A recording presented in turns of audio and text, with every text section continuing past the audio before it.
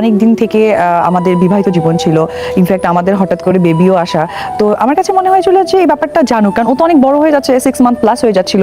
ওর ইদানিং খুব একটা নেশা হয়ে গেছিল বাইরে যাওয়ার। কেউ একটিবার বাইরে গেলে না জাস্ট মানে কান্না করে ও বাইরে যাবে। তো অ্যাজ এ মাদার আমার কাছে মনে হচ্ছিল যে আমি কি ওকে আড়ালে রাখছি।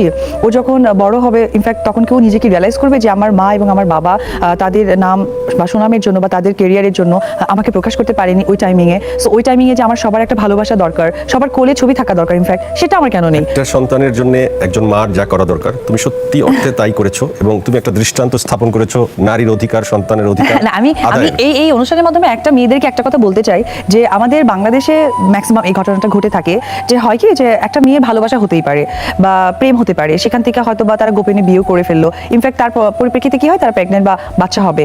তখন হয় কি যে আমি মানে ফ্যামিলিকে কি করে জানাবো বা মানে সমাজে কি করে জানাবো, তখন তারা দুটো ডিসিশনে যায়। হয় যদি পরিচিত কোনো ফেস থাকে সেই দেশ থেকে চলে যায় হোয়াটএভার, যাকে কেউ দেখতে না পারে বা রিচ করতে না পারে। আরেকটা যে ডিসিশন না কি হয় যে আমি আত্মহত্যা করব।